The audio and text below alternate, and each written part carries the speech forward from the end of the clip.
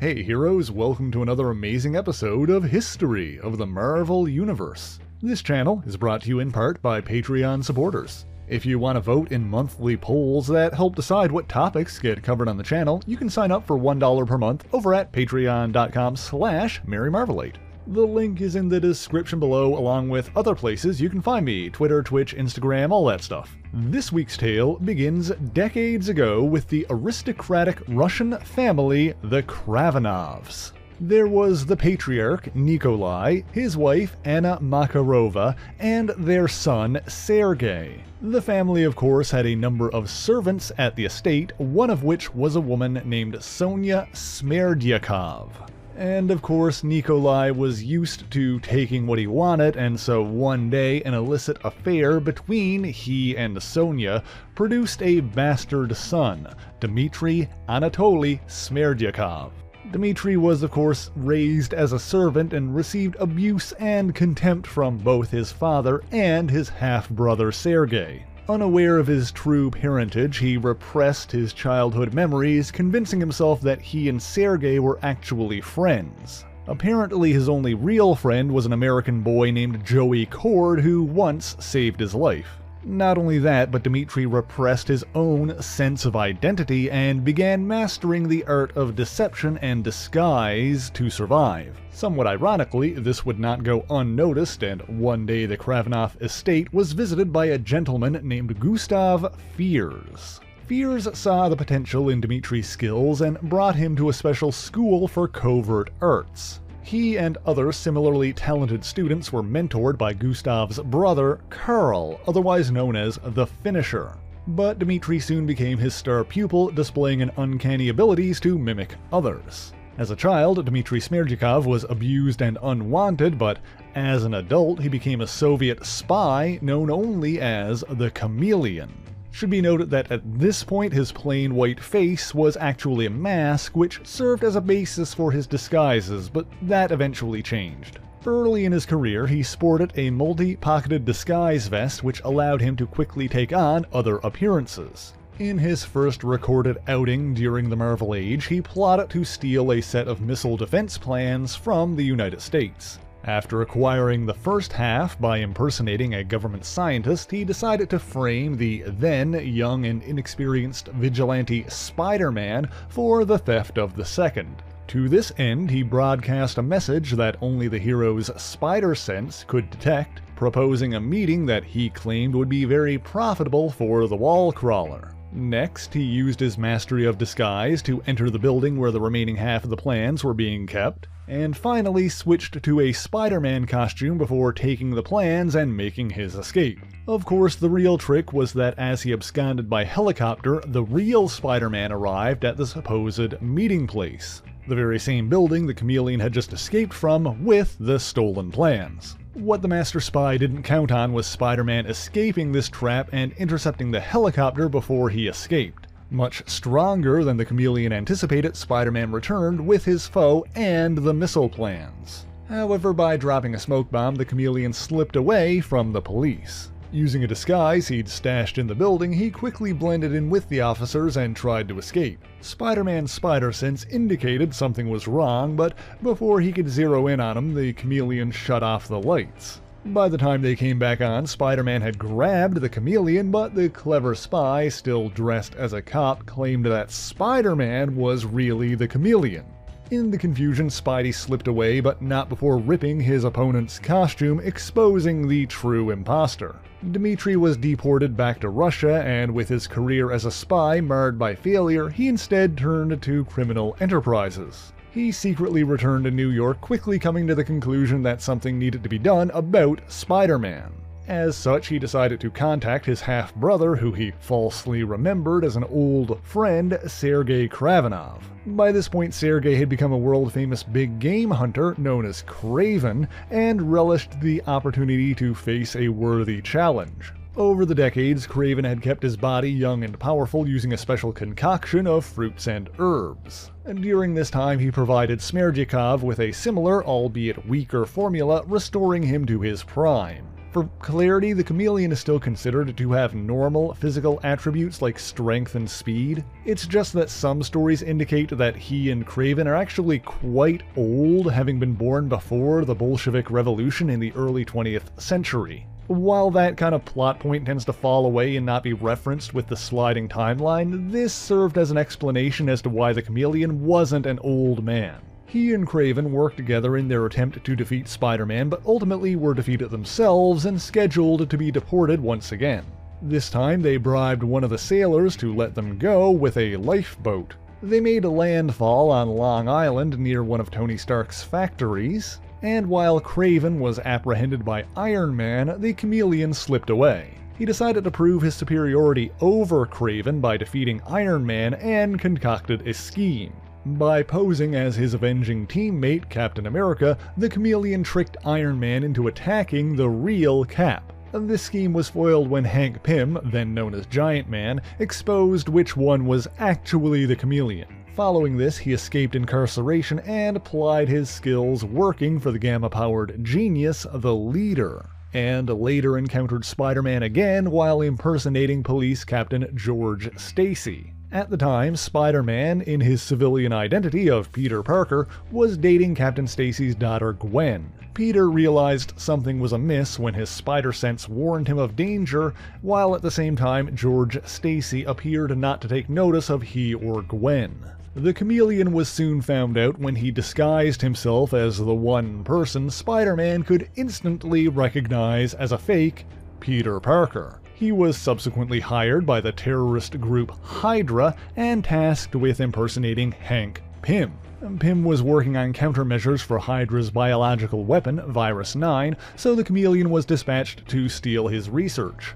To this end, he tricked the Hulk both into breaking open the door to Pym's secure lab, and into ingesting a shrinking formula that reduced him to the size of a doll. This time the day was ultimately saved by the real Hank Pym, who'd returned to his original costumed identity of Ant-Man. The Chameleon later encountered the Hulk again and posed as his longtime friend Rick Jones. This time he used the Hulk to free his own friend Joey Cord from prison. However, he was exposed again by Spider-Man, leading to a confrontation with the police.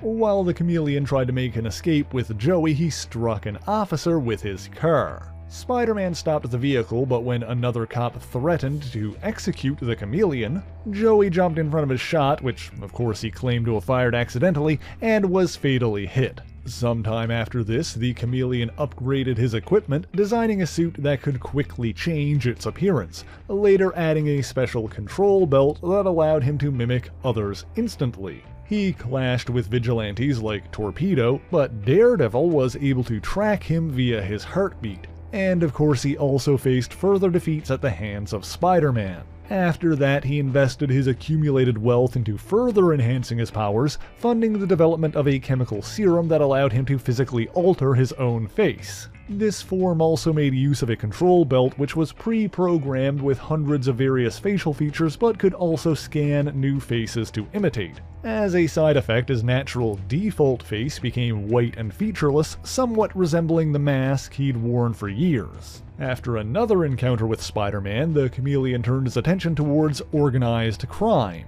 He started making efforts to claim power and influence in New York and allied himself with another criminal, Hammerhead. Part of this scheme also involved abducting and impersonating J. Jonah Jameson on a long-term basis, so he could use the Daily Bugle newspaper to manipulate public opinion to his own ends. At the time, Wilson Fisk, the Kingpin, was in the midst of a rivalry with a pair of werewolves known as the Lobo Brothers. Hammerhead and the Chameleon conspired to instigate a full-on gang war and profit in the aftermath. Of course, Chameleon's control over the Bugle was lost when Spider-Man uncovered his deception and rescued the real Jameson. Despite this, the Chameleon escaped and continued operating behind the scenes, amassing a certain level of influence in the underworld. While this kinda ebbed and flowed, he hired a group of supervillains including Titania, Graviton, the Brothers Grimm, the Trapster, and Goliath, tasking them with killing Spider-Man and subsequently tricking them into attacking the Kingpin. While Fisk and Spider-Man both survived this debacle,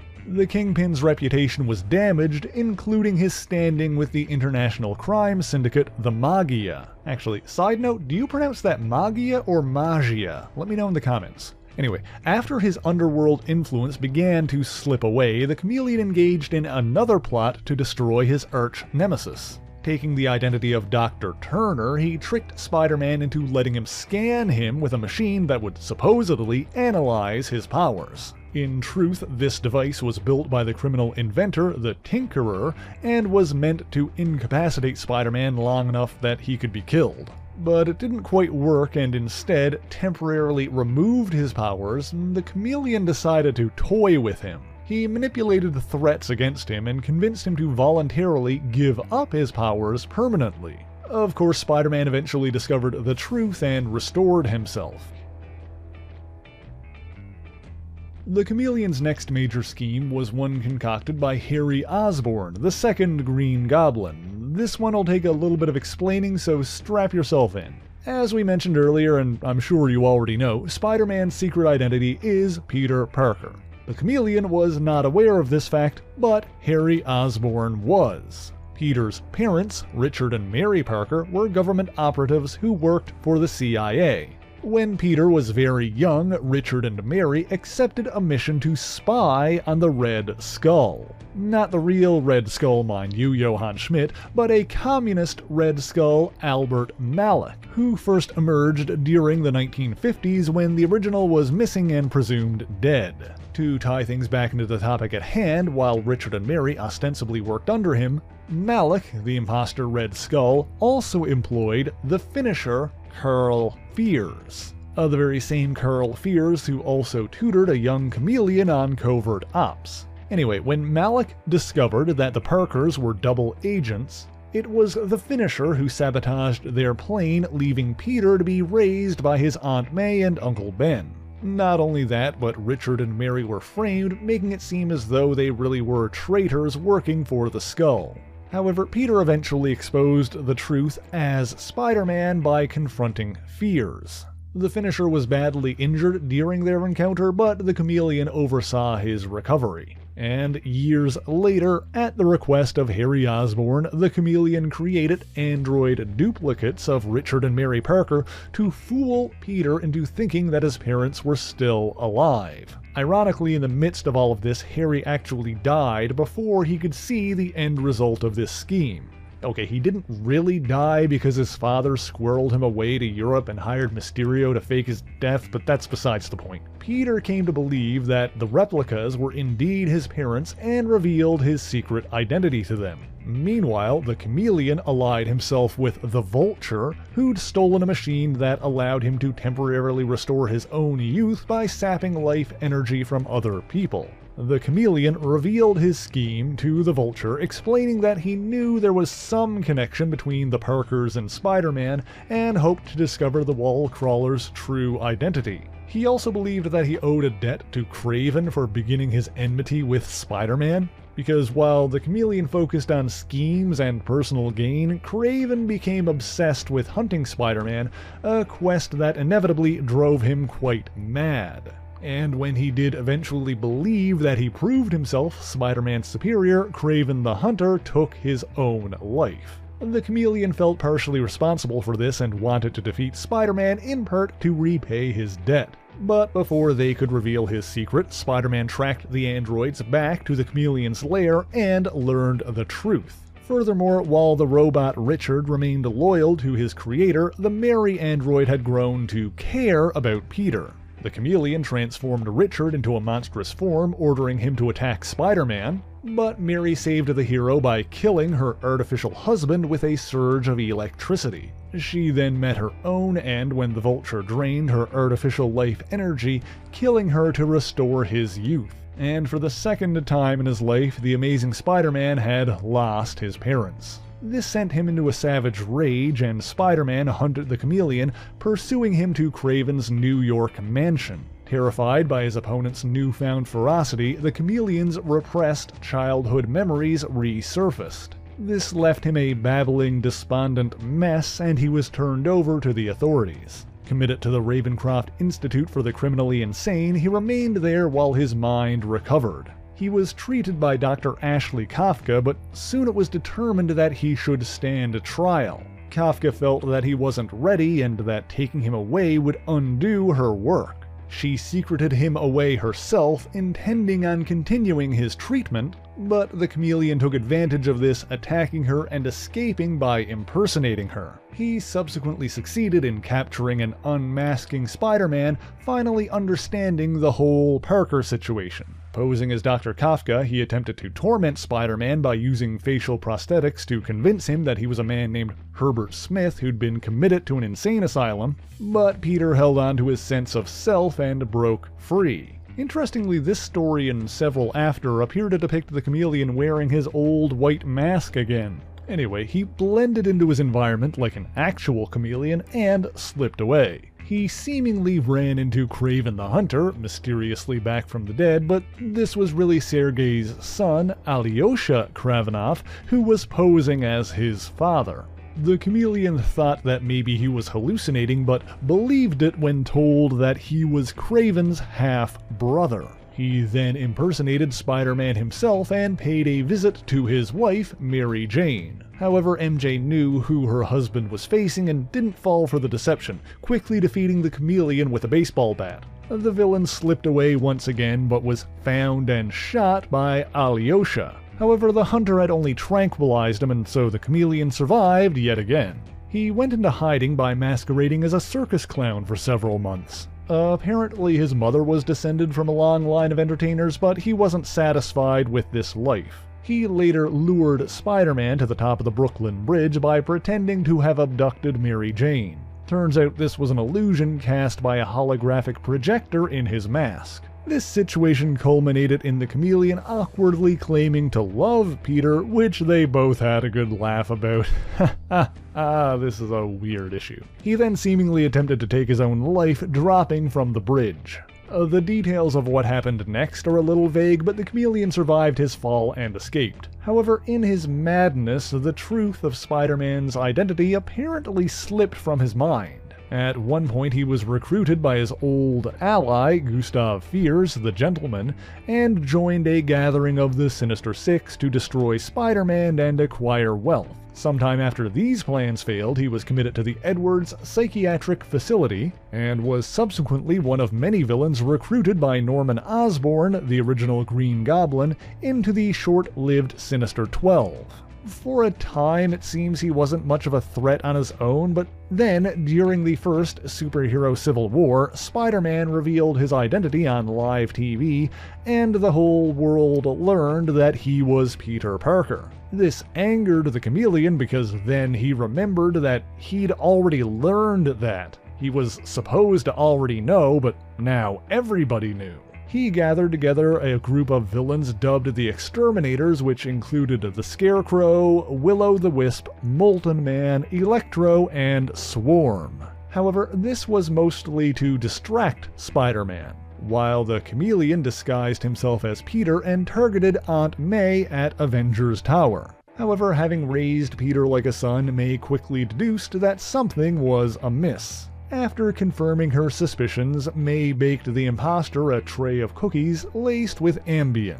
This gives the Chameleon the rare honor of being a Spider-Man villain who's been defeated by both Mary Jane and Aunt May. Of course, his knowledge of Spider-Man's identity would be erased, along with everyone else's, when Peter made a deal with the Hell Lord Mephisto that caused everyone to forget that he was Spider-Man at the cost of his marriage. Now, the Chameleon's had plenty of appearances since then, but we're just about out of time for this video, so let's end off with a little bit of recommended reading. First off, he appears in the storyline Grim Hunt, along with the rest of the Kravenov family, who we'll definitely talk about eventually. There's a lot of storylines which lead up to this one, including plot points from the infamous Clone Saga, but the most important one to read before this one is Kraven's Last Hunt, since Grim Hunt is very much a sequel to that story. If you're a fan of the Merc with a Mouth, then the Chameleon also shows up in the Spider-Man Deadpool series, specifically the Arms Race and Area 14 story arcs. And finally, Nick Spencer's run on Amazing Spider-Man features a storyline called The Chameleon Conspiracy, which features some of the details regarding the Chameleon's origin we discussed here.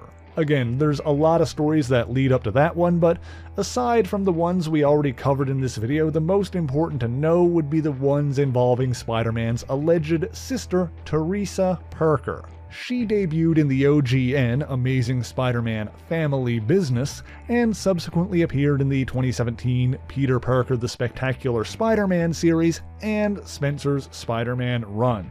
The specific issues are listed in the description.